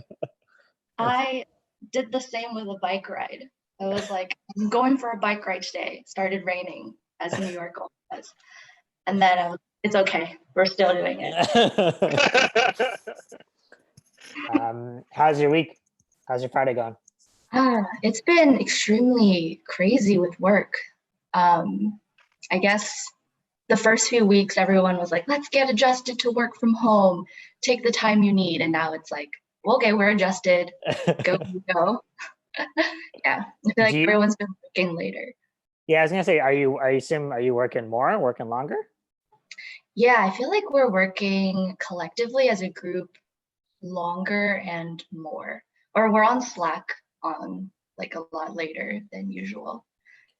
Is it like a good working more, or is it like a hair on fire, like, keep the the firefighters, burn, take down the fire type of thing? I lost the metaphor, but you get my point. It's something about fire for sure. Yeah, fire, take the fire out. The fire needs to go away. You get it. Yes, I think it's a little bit of both. Mm-hmm. It's like things are starting to ramp up, and we've decided to add more products for launch for January 2021. And it's like, okay, go time, because what I've learned about making physical products is that if it launches in January, you really only have 2 months to actually make the product, because the suppliers have such long lead times now. Yeah. So the suppliers are asking for up to 4 months sometimes for a single ingredient, which it's like eats into your timeline super quick. Are your suppliers in America or are they international? We use suppliers from everywhere. So we're trying to do domestic now because of COVID, but for a lot of our like razor parts, the blades are made in Germany, the handles are made in China, and like our packaging, we try to pick a supplier that is best known for the type of packaging that we want, and sometimes the ones in China are the most like sophisticated with certain cartons and cardboard. So yeah, we like can't really sway or move away from them. Yeah. But like, I mean, it's more we've blocked movement of people more so than like movement of goods, and like everything's still shipping, right? Like and it's more like the conditions of the people in the factories. Is it safe for people to work there and those kinds of things, right? But yeah, you are exactly right. Yeah. But it's still like, even like Donnie, my wife, works at L'Oreal. Like it's still quite chaotic. Like it's incredibly chaotic for all kinds of reasons. Just to get the same thing they used to do like a month ago to make it work right now. Right. And what we've learned is like people are risking their lives to go to deliver your boxes and to like get them the packages. And if someone gets COVID, then they're gone, or not gone, but like they can't work for 2 weeks. And it affects the morale of everyone else who's going into work because they're freaked out. And so we've had to deal with that a lot across the board. Is Harry's all remote now? Because Harry's would have, I assume, retail, manufacturing, and office, right? Do you have all 3? Yes. Well, we don't have a retail office because we sell through Walmart and Target. Okay. So we just have a New York office, a London office, and our factory in Germany. And all 3 or 2 are working from home, but the Germany factory is like taking breaks. So they're doing like shifts effectively, right? Like you're cycling through 3. Cool. Well, the kind of topic or they're kind of exploring in this episode is around layoffs. It's kind of like a sensitive and kind of loaded topic, but you wrote a kind of wonderful article about kind of recruiting and navigating kind of recruiting through this kind of crazy time that we're in. And I would love to know, like, you talked to a bunch of folks, like, kind of what are you kind of learning, I guess, about kind of the layoffs due to COVID, and how is kind of recruiting and finding a job in this current market? I'd just love to know. Yeah, it was really fun to interview people and learn about their stories. Mm-hmm. I think the main key takeaway was that history repeats itself. Yeah. So we're in this global pandemic, but situations very similar have already occurred. Mm-hmm. And people who are 10, 20 years into their career have gone through this once or twice or multiple times. Yeah. And I think learning from them and seeing how optimistic and positive they are was really encouraging. And so the main value that I got from the interviews was that tapping into your network and reaching out to your community in times of trouble or struggle can be the biggest help. And I think that's true on a day-to-day basis regardless, but during this pandemic, people are more willing to help and more willing to like pass your resume on to somebody else. Yeah. Or tell you about a role that could be open. So I think in some sense, the doors are, while they're closing, they're also opening. It's like certain doors Yeah. are, but the other one opening. It's like, it's smaller, but everyone's nicer, kind of, right? Yeah. Or Yeah. certain things are shrinking, but other things are growing. But like most people are nicer, kind of. Yeah, exactly. Yeah. Like today I saw that Lyft laid off 17% of their employees, but they created this huge Google sheet with everyone's contact information. And I think that's something that wouldn't happen normally, but can be a positive thing day and age. What are kind of like, you said it kind of repeats itself, like what are actually like the nuances or differences that feel very specific to like now to COVID versus like the financial crisis, or even like if you're talking to some older gentleman like Casey of like the dot-com era. I'm like a couple years younger than Casey's. We're in the same bucket there.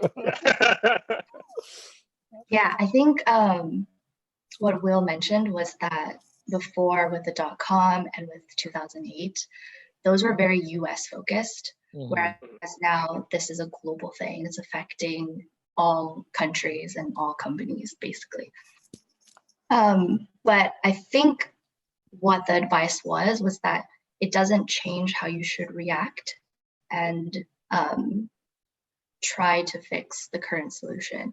It's still the case of like staying optimistic, reaching out. Like every 100 no, or every 100 no's that you get, there will be one yes. Yeah. And you don't know where you'll end up in 3 to 6 months, and you might be in a great job that you would have never otherwise considered without this. And that was what I found out from Casey as well, where he got laid off from his job in SF, and then he ended up at Etsy, a place that he didn't think that he would be working at, and a job that he actually really, really loved. So I think it's best to think positively during these times, even though it is really hard. Yeah. And that's a good point. And someone we were talking to earlier in this episode was saying how like he took a job too early, basically, out of a feeling desperation, even though he could have maybe taken a little bit more time. And it seems like basically not falling that trap, like it's an easy trap to fall into, is also something that like to watch out for, because it's like life moves on. To your point, like it's not like the world will continue. So there's no need to like make yourself miserable if like it's going to make you more trouble than it's worth. Yeah. Oh, and I think, let me make this bigger. And I think another thing is sometimes it does take a long time to get that other role or your next role. But I think what a lot of people and some of my friends are tapping into is that everyone can work from home. Nothing is open.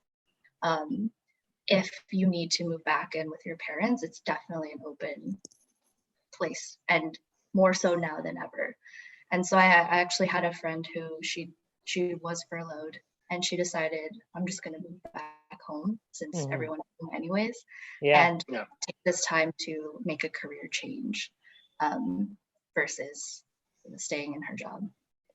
Do you think like people will, for the people who can make that change, can like have that safety net where they can move back in or take some time? Do you think it's like pulling up decisions they would have made like a year or 2 years down later, but now that they have like, one, they've been taken out of the economy, but then also been forced to think like taken out of the economy, but then also isolated, like forced to stay at home to really think about what they want. Do you think it's pulling some of those decisions closer? Absolutely. I think in times of crisis, you start making the changes that you always wanted, but you didn't have the courage to do. And I know a lot of people who they work such long hours and they're so busy with work, but it's not their dream job or it's not something they find meaningful. And now is the time where they can actually take that time and really put effort into making that move, which is like a good way to think about this time.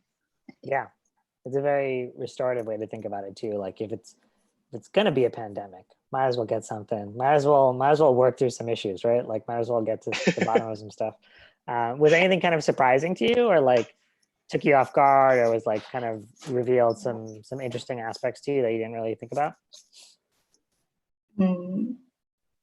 I think one thing that I have heard from my friends in the grapevine is that a lot of people think networking or reaching out is something that only extroverts do, or just something that's like very taxing and hard. And it's hard to cold email people on LinkedIn or like email people you've never met. But from hearing a few success stories, I realized that sometimes you can just tap into your network that you work with. For example, my friend who worked 3 years at Uber, she very quickly on one day in March was told her whole team was laid off. And she didn't necessarily throw her name out there and like attend, virtual networking events. She just reached out to old coworkers that had left Uber and just wrote them a quick short note. Yeah. And then she found a new job within a month, just from doing that. So sometimes networking can be what you've been doing day to day for the few years that you've been working versus like reaching out to somebody new all the time and putting yourself out there. Yeah, it can just be like reconnecting almost in a way, right? Like of the people that you've already like in a different context, which is great too. Kirk has used this phrase a lot, like the notion of alumni groups. Like it's like the company you work at is in many ways an alumni group that you can tap into. Yeah. I feel like, or like your actual school as an alumni, if that's something you keep in touch with people on. Those are like already available without any sort of extroverted like business cards networking. Whatever. Yeah. Exactly. Yeah. Like any company you've ever worked at is a network. Yeah. It's any kind of shared experience effectively, right? What's your sense of like just to like the friends, people like even within the company you work at, like how are companies kind of doing these layoffs? Like, are they being generous? Like we talked earlier about like the Carter example where it was very generous and progressive, where they gave like 3 months of severance and like they accelerated their vesting and they gave them health insurance for the year. That seems obviously like an outlier. Like what is the package of when people are actually getting laid off? Like what's kind of the median or the average outcome there? Because I've heard lots of horror stories, but it's also, those are the stories that that resonates the most, right? Yeah, I think this is hard to answer because I think it's a bit of both. There's companies that are like Carta giving out and being very generous and helpful. Yeah. And then there's companies that are just like, sorry, this is the best we can do. We have no money and that's it. And you hear the best and the worst, and there's probably a lot in the middle that we don't hear about. But I would say that, something that comes to mind is the economy at the moment. I know that, for one, the government has been very generous with loans for small businesses. And what we learned at Harry's is that like 99% of businesses in America are small. So most businesses are small businesses.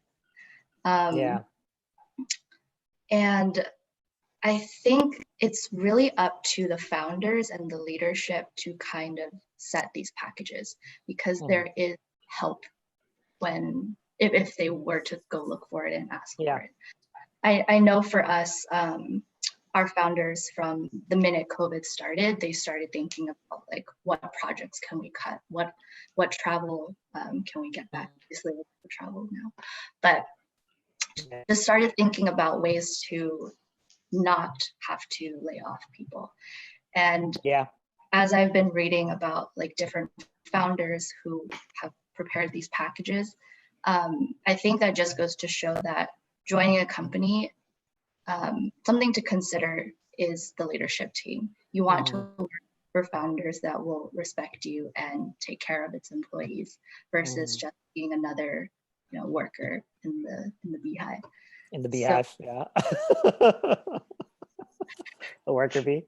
No, I think you're spot on. Like, these are all decisions that someone makes. Like, these are all choices. Like, someone in the company made all these. Like, it's not like magic or like someone hands you these commandments. Like, there are a million ways to run a company. These are all choices that you make, and they're all incentives of why you do it. I always like. Do you think it's like a generational thing, like a greed thing, like a myopy thing? Like, why is it kind of exceptional that people are generous or treat people kind of with respect, at least in the context of like the tech industry? There's a larger economy which has all kinds of nuances. Like, and do you feel like it's changing? Like, the defaults are changing? Because like you're younger than both me and Randy. Like, most of the people that you know are like in a different kind of economy or different baseline set of experiences. Like, why do you think those are like the defaults, I guess? Or maybe even a way to approach it is like, what do you feel like resonates that make it clear they actually care about people, as opposed to being like a worker bee situation? Oh, okay. I think, well, there's two things at play. One is a lot of companies are getting harsh criticism for reacting like not generously. For example, what was that clothing brand? I forgot the name, but some clothing brand that has always had a brand of weird. Outdoor Voices? It starts with an E. Everlane? Everlane? Yeah. Everlane. Yeah. Oh, Everlane that makes sense. They would have layoffs, yeah. Right, so they've had the brand of like, we are a great company, we support people, we're just good. And then this happened where they didn't really react in the way customers thought they would. So I think by seeing this harsh criticism in the media, it will push founders and leadership to think in a better way versus like disposable. But I think for an actionable takeaway that people can use when they are interviewing is literally by looking at the people who are interviewing them. When they come into the interview, are they excited, or are they just staring at the laptop recording everything? Do they feel happy to be working there? Do they look excited? I think that is the number one thing to think about. And it brings to mind that there's trade-offs to a lot of things. Like, if you work at company X and they pay you really well, and then all the people who are interviewing you look miserable, that's something you should go in knowing that if COVID gets into, comes again, that could be something that will have effects. Versus like going to a company that might maybe pay you a little bit less, but everyone looks extremely happy to work there. That's another trade-off that you could think about for future. Yeah. Yeah. I mean, you're basically saying it's like a two-way street. It's not just like, a desperation of like, please get the job. It's like, you also have to like keep aware of like the fact that you have to agree to the other side of the contract and actually work there. So you gotta. Right. Yeah. Yeah. Make sure it's a good deal. I think you're also kind of calling to a nuance of like, it seems like they're more likely to react from like pressure from customers or like the press, like in terms of like actual criticism per se, like an internal or like an employee kind of led feedback or criticism too, right? Because that's oftentimes like, I haven't been on the founder side of that yet, but like I've been on the manager and the IC level where it is kind of like the founders are always kind of between two things, like between the investors and the money and the capitalization of the companies and the customers and then the employees, and you're trying to do that dance, right? Right. I feel like there's also been like Randy talked about like the trade or like being really honest of what the compensation is and realizing it and making things being real. I feel like employees maybe have been like a little bit, they've made the trade-off a little bit more towards the customers and a little bit more towards the investors than they have per se with the workers. That's kind of been true for a lot of the economy for a while, but maybe it's kind of rearing its head a little bit in tech, depending on obviously the job and then the context. But I do feel like it's interesting that like the pressure is not necessarily read from the employees, but from the customers or the press that are like reading about it and are like checking them on their brand, right? That's actually where the pressure is from. Right. Yeah. And I would say that like I feel like another nuance that y'all are saying is that from like you're coming from a leadership standpoint, like it's easy for like norms that are surprisingly like not cool, like can easily be established. And it's like you as someone inside there won't notice them as like an unusual norm, but as someone kind of like visiting, like, you know, visiting a different country, you're like, wait, y'all do what? Like, you, like, yeah. But you can pick up on that if you actually like tune your radar to it to be like, this is weird, or like this dynamic is off, or like what's going on here. And like you internally, if you're just kind of there, you won't necessarily realize that the tunes have been set a certain way. Yeah. And I feel like that's like kind of why the external pressure probably works, is because like internally, like everything got shaped a certain way, but externally coming into it, you're like, I can turn an eye to it. There's something I wish kind of companies did, which now seems like kind of hokey, but like you'd have to be at a healthy place where like you almost did like exchanges, like, you know, foreign exchange with like someone, which is like two people like swap roles for like a week or two or a month at like of the same discipline, like engineer and designer, but at two companies that have like a good relationship, just to be like, what is it like working there? Like, what's interesting? Like just fresh eyes, the fresh experience. I think you have to be at a pretty healthy company to do that. Like you have to be pretty like well run and like not toxic to do it. But it would, to your point, Randy, is like a lot of this stuff just accumulates over time, and like you just need someone to gut check you and to be outside, right? It's very easy to be insular, definitely as leaders and as founders, but like even more so as employees, right? Like if work takes up such a big part of your life, it's very, very easy to be insular. It's like your main source of income. It's the place you go to, or at least the place we used to go to. And the main kind of like social network too, right? Like it's a lot of the people you spend time with. So it's really hard to be unbiased about some of this stuff, like myself included, right? Right, yeah. And I want to ask you guys, because I know you vet every Merit user before they make their first session. What are you guys seeing? Because you end up talking to the most amount of people, I feel. Yeah. You do talk. Yeah, we do a lot of calls. And out of two of us, Kirk does even more calls than I do. So he's the expert, but I'll say my words anyway. And then like Kirk, like drop the mic. So like, I feel like I've been seeing people accelerating the plans that they're already planning on doing. Like, I feel like it's not necessarily people necessarily all being laid off. I feel like it's most like there's been people who are like making job transitions, not a choice, but I feel like there's been a huge uptick in people using it primarily because they're like, I want to make a call for like where to go next before I'm forced to, or just like a thing of like things are shaky and I'm just kind of like, thinking about shit and I'm just like, I don't want to be here, and just feeling like an actual like juncture to make those moves. And if anything, it's like hopefully that out of that people end up in happier places or like figure things out more. But at the same time, it's obviously, this is traumatic for all of us. I'm not saying this is good. It's just, but it's kind of interesting to have that reaction that like, I should move my plans up faster. Yeah. I think the thing that I'm seeing is like the people that come use Merit, it's like twofold. They're like, usually there's a gap in their current company that they want to close, but they don't feel like they can close it either by the people that they work with or just like the structure. It's not malicious, or they just don't know a lot of people that can help them in their personal life, right? And I feel like it's kind of just exposing I think what COVID's done is like expose those gaps, and maybe like a decision that you would have taken 2 months, 3 months, you would have talked to like 4 or 5 people to be like, okay, here's what I really need to do. They're like, oh, fuck, I'm doing that on Monday now. Like, that's what I'm doing. I think like the thing that I always remember as an employee, like usually your first guesses are usually right. Like if you're like, this is weird, or like your first instincts, it's just how you rationalize it to yourself, right?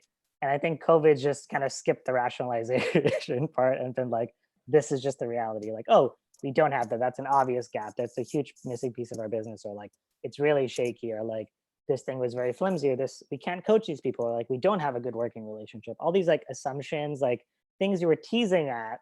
I think the crisis, to your point, it clarifies everything, right? So people, I think even the people that come into Merit are self-selected. Like they're like, they are smart enough to know that they need help, which is like, or like honest enough, which is like not everyone gets to that stage, right? So it's a little bit more of a qualified people. I just see them like connecting the dots way faster now. That's like the cool thing and the thing that I'm seeing. And there was an interesting trend that I think is now like exacerbated, like everyone's feeling it. Before was like a lot of the things on Merit that were useful, since we were like a video coaching platform, whereas a lot of people on remote teams were really talking about like loneliness and the psychology of working remote and not having like a physical space and like a place to go to. Now everyone's kind of going through that same kind of all kind of like the nuances and caveats of working remotely. Everyone on Merit's going through that right now, not just the remote people. So I think those are two things of like anything you were kind of like shaky about is like being accelerated and clarified. And then all the nuances of remote work, everyone's going through it now, not just remote employees. So yeah, to add on to that second thing, I feel like DC Twitter would make you think that like we're now in the future of remote work, but DC Twitter always says lots of bullshit, so you never can take that for serious. But yeah, go ahead. I was gonna say that like I feel like instead it's almost like it's bifurcating like people's opinions about this setup, where like some people are like, this is great, let's keep doing it. Other people are like, this sucks, and like I want to get back to real life immediately. And I feel like it's become a very clear line of like some people like genuinely like want more of it, and some people genuinely don't want more of it. Which is interesting as a social experiment itself. It's kind of, but I feel like it's not like it does not feel like there's like a permanent shift closer to it being normal. I feel like instead just like the people who do not want it are just like, I definitely do not want that. I'll be candid, like I'm one of those people where I'm just like, I don't think this is like the setup. Like it's boring for me, to be honest. Like I miss the natural office, stuff like that. I think it polarizes everyone. Yeah, like I think everyone leans into it or they lean out of it, right? Like, and there's weird nuances with like parents where like this should be theoretically a boom for working parents, but like all the daycares and schools are closed, so like that benefit gets wiped out. Like your kid's with you, right? So it's like it's like part of it is rolling out, but the other parts are just like the whole world is shifting to like this weird kind of like wartime style economy. So it's really hard to like, it's hard for people to have perspective too, which is also why they probably come to Merit to be like, I want to talk to someone who's like not in my house. Yeah. So that makes me think, what are some new issues that have arisen from this that you're seeing? Oh, interesting. Well, yeah, Kirk, you have the new playlists that are coming out. Do you want to like look? I forgot what Kirk a bunch of new topics. I think a very interesting thing is like going through the whole hiring process remote. Like applying for a job, interviewing, saying yes, onboarding, like completely remote. Both as a person applying, but then also like a manager who's never had to onboard an interview, who's never had to interview people. Like Amazon is going through like they're like unbundling their interview process because you can't do 8 hours of like Zoom calls back to back to back to back, like how they used to do a lot of big companies. Like when I worked at Microsoft, they interviewed me for like 8 hours in a row or whatever, right? Yeah. There's lots of things that we used to do that we can't do, and like there's lots of intangibles that we evaluate in companies with like the people you meet in the office, and like especially in a startup where like the office and the space you work and the people, all those intangibles make a big part of like why you join in the early days, right? Yeah. I think that whole process is very new and foreign to folks, to everyone. Some people have been doing it for a while, and some companies are really well set up, but essentially doing everything remote, managing remote, working remote, hiring remotes, interviewing remote, like that is a huge like subgenre now of advice. Right. It makes things a little bit less personal. Definitely. Yeah. I feel like my coworker told me this the other day that he's more productive at home, more output. He's on the engineering team, but in a way, work feels more transactional versus like seeing everyone's faces in the room and being able to like make small talk about random things. Like it's hard to make small talk over Slack or. Yeah, we still try to do it. The Merit Slack is great. The Merit Slack is great. We're all there.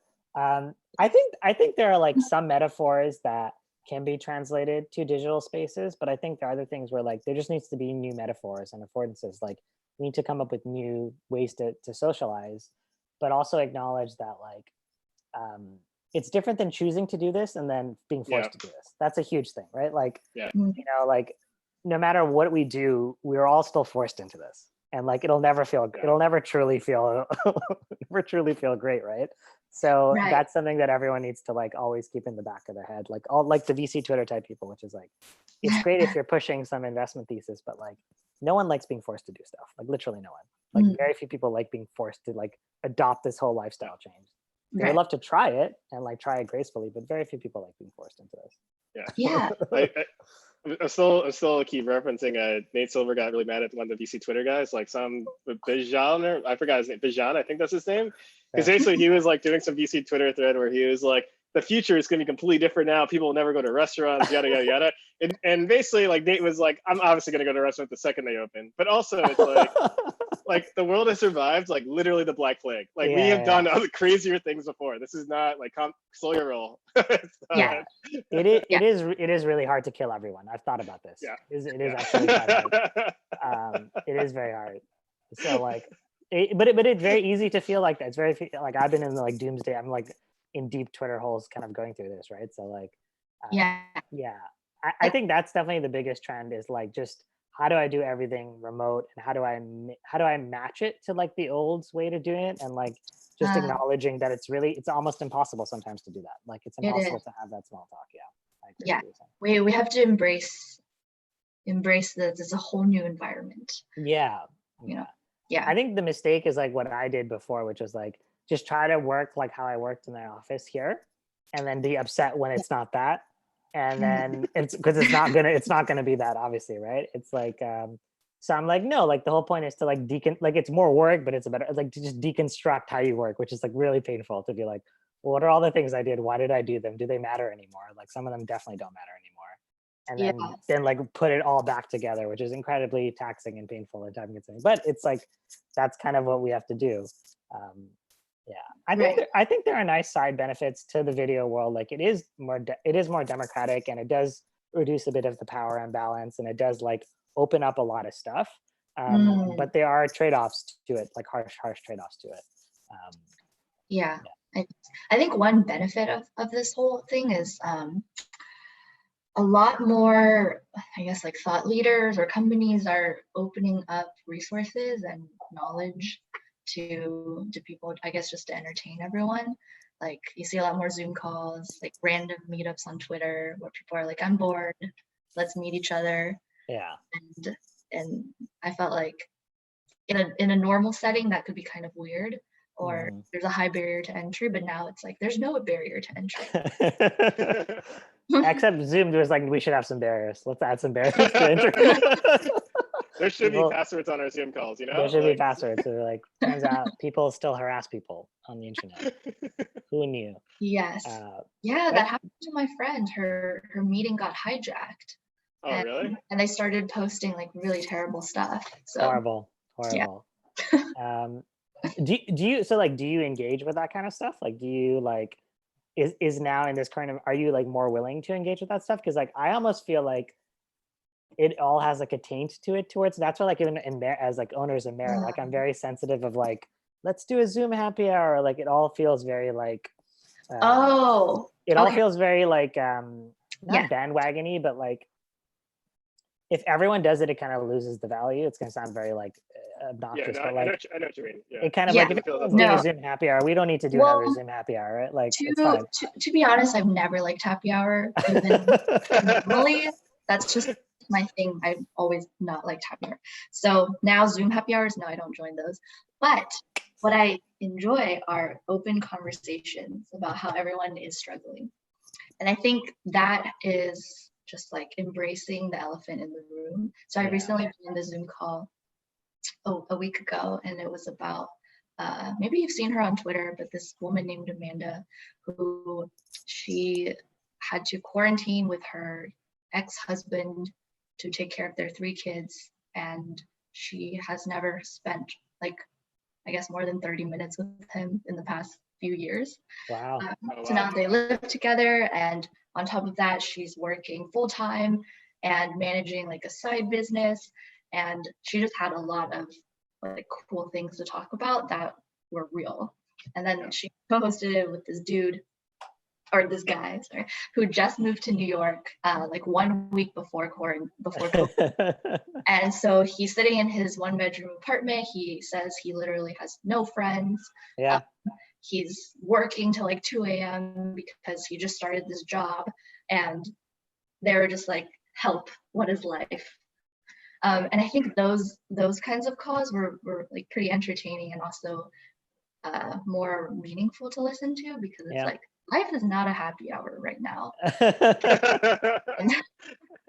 and it's just good to like chat about these things, and sometimes laughing about them makes you feel better about the situation. So I've been joining those. So you've been attracted to the desperation within the Zoom calls, and that's brought you a lot of relief and grounding, which I believe. Yeah. I think suffering together brings like bonding. For sure, 100%. Shared trauma. You know? That's Shared the trauma. theme of the hour, apparently. Yeah. Shared trauma. The whole thesis of marriage is based on shared trauma. Yes. The whole company is based on that principle. Exactly. but taking that trauma and making something better out of it. Exactly. It's perfect. Could not have said it better myself. Yes. Well, thank you so much, Stephanie. This has been illuminating as always. I do want to share one thing on Twitter, which is not VC Twitter, which I think you'll appreciate, that shared trauma thing. Have you all heard about the no context FOMO? I've seen memes of it. You're gonna have to screen share this one. I'm gonna screen share it. So no context Cuomo is basically Andrew Cuomo's like, you know, his daily like briefings or whatever, where he like has the presentation, he talks about what's going on. He's just taking like his slides from that and just like tweeting them out with no context at all. So no context of like when he said it or why he said it or what he's saying, just literally just a screenshot of him saying a thing. So this one I think is a really good one to fit the hour. Can you see the screen? Yes. Aww. Yeah. So that's a real screenshot from him. Yeah.